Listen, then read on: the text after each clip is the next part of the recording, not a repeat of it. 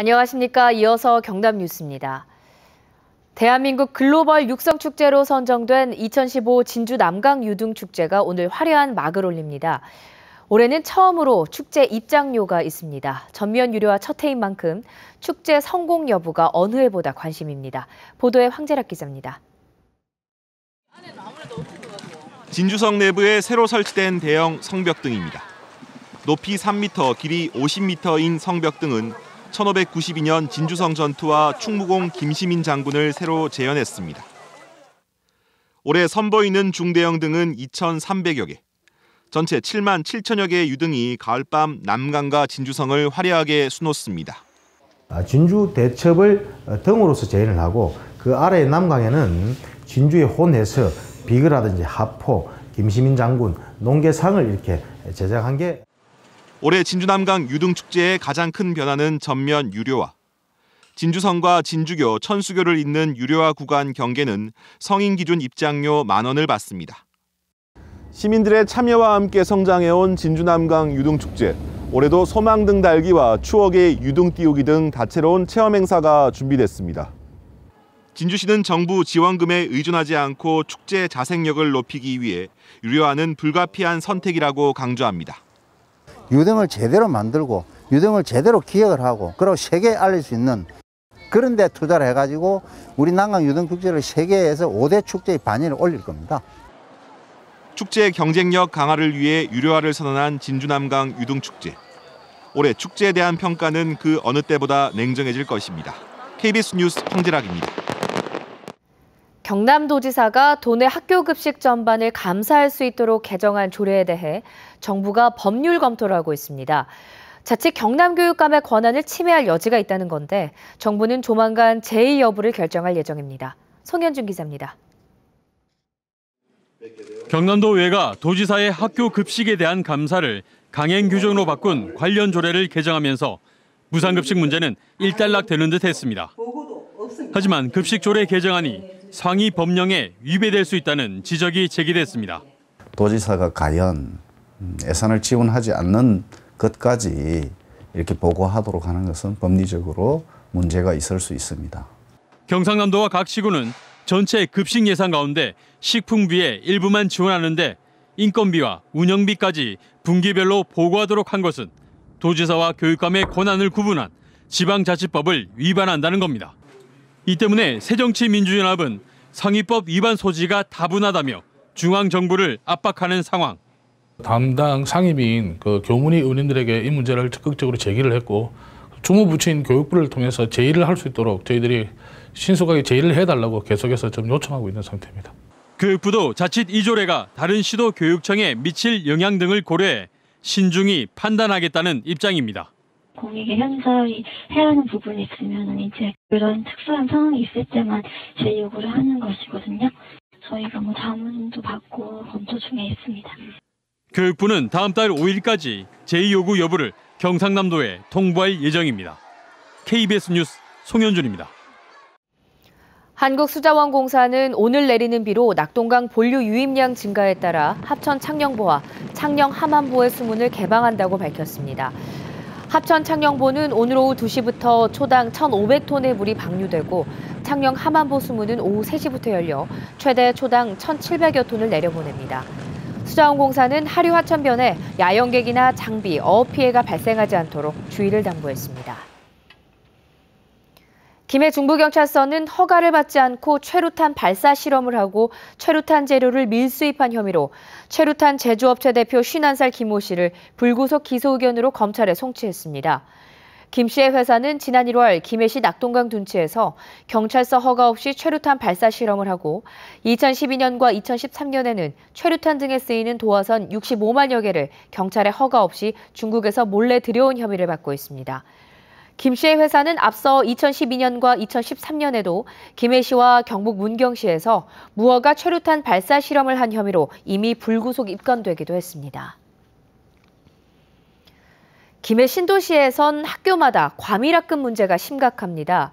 그런데 교육당국이 대책으로 새 학교를 짓는 대신 기존 학교를 증축하기로 해 학부모들의 반발이 커지고 있습니다. 김소연 기자입니다. 학부모들이 교육청 앞에서 거세게 항의합니다. 과밀학급 해소를 위해 학교를 증축하기로 한 교육청의 결정에 반발하는 겁니다. 재증축 반대! 재증축 반대! 왜 이런 일이 벌어진 걸까?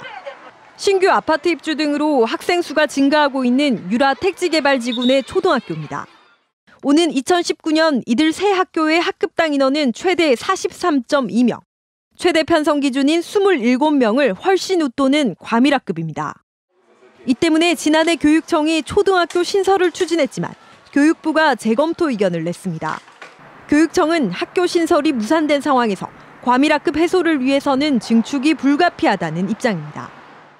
5, 6년만 되면은 정상적인 학생 발생률이 되기 때문에 신설은 교육부에서 대안이 될 수 없음을 밝혔고 저희들 생각도 그렇습니다. 하지만 학부모들의 입장은 다릅니다. 교실 수를 늘리더라도 급식소 등 부대 시설이 부족해 학습 환경이 열악해질 수밖에 없다는 겁니다. 학생 수 2,000명이 넘는 과대학교가 될 경우 학생들의 안전도 위협받을 수 있다고 지적합니다.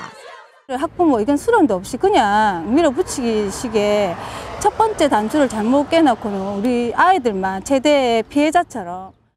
장유신도시에는 오는 2017년까지 아파트 2,300가구가 잇따라 들어설 예정이어서 신축이냐 증축이냐의 갈등은 되풀이될 수밖에 없습니다. KBS 뉴스 김소영입니다.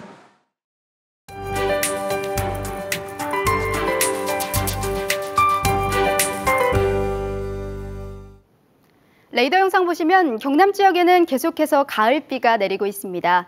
특히 강한 바람을 동반하면서 지리산과 남해안 일대엔 시간당 20mm 이상의 비가 지나겠고 많게는 100mm가 넘게 내리는 곳도 있겠습니다.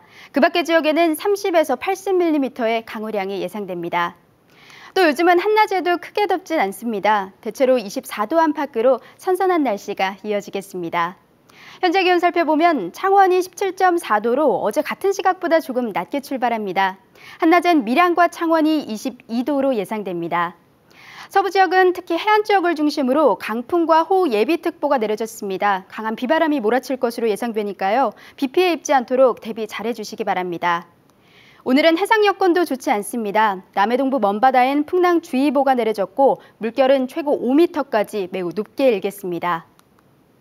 지금 내리는 비는 오늘 오후 중에 대부분 그치겠습니다. 비가 그치고 나면 선선한 가을 날씨가 이어지겠습니다. 기상정보였습니다. 창원 상공회의소가 4분기 기업 경기 전망을 조사한 결과 70으로 기준치 100을 밑돌아 체감 경기가 악화될 것으로 전망됩니다. 경남지방 중소기업청이 오는 12일까지 수출 유망 중소기업 지원 사업 신청을 받습니다. 추석 이후 전국 신규 아파트 분양 물량이 크게 늘어난 가운데 경남에서도 이번 달 아파트 595가구가 공급될 전망입니다. 경남은행이 부산진해 경제자유구역청 두동지구 개발에 금융주관사로 참여해 사업비 2천억 원을 모집했습니다. 경남 메세나협회가 올해 경남 메세나 대상 후보를 이번 달 16일까지 공모합니다. 메세나 대상은 지역 문화예술 진흥에 기여한 기업이나 기업 출연재단을 비롯해 문화예술단체와 개인을 뽑아 6개 분야에서 시상하게 됩니다. 경남 메세나협회는 지역 문화예술 활동을 지원하기 위해 기업과 문화예술단체를 연결하고 있으며 올해 108개 기업의 후원을 이끌어냈습니다. 밀양에 가칭 영화고등학교가 만들어집니다. 경남교육청은 교육 다양성 차원에서 밀양의 대안학교인 영화고등학교 설립을 추진한다고 밝혔습니다. 학교는 폐교인 밀양 상남중학교 건물을 쓰고 한 학년에 2학급씩 90명을 정원으로 내년 3월 개교가 목표입니다. 교육청은 영화 밀양의 촬영지로 유명하고 밀양 연극촌이 가까이 있어 연계 효과가 높을 것으로 예상했습니다. 경남 이주민 노동복지센터가 주최하는 이주민과 함께하는 다문화 축제 2015 만푸가 내일부터 사흘 동안 창원 용지문화공원에서 열립니다. 전국 최대 규모의 이주민 축제인 만푸는 다문화 어린이 합창단 공연 등 개막 행사를 시작으로 대한민국 이주민 가요제와 아시아 8개 나라 가수를 초청한 아시아팝 뮤직 콘서트 등이 이어집니다. 또 세계 13개 나라 전통 문화를 보여주는 다문화 퍼레이드와 사생대회, 다문화 장터 등 다양한 부대 행사도 열립니다. 통영시가 제 기능을 못하는 공설 해수욕장에 대규모 인공 해수욕장 조성을 검토하고 있습니다. 해양수산부는 최근 전국을 대상으로 한 연안기본계획 10개년 계획에 통영 인공해수욕장 건설 방안을 포함함에 따라 통영시는 올해 안으로 예비 타당성 조사와 기본 설계 용역을 의뢰하기로 했습니다. 통영 인공해수욕장 조성에는 300억 원 이상의 예산이 드는 것으로 알려졌습니다. KBS 뉴스를 마칩니다. 고맙습니다.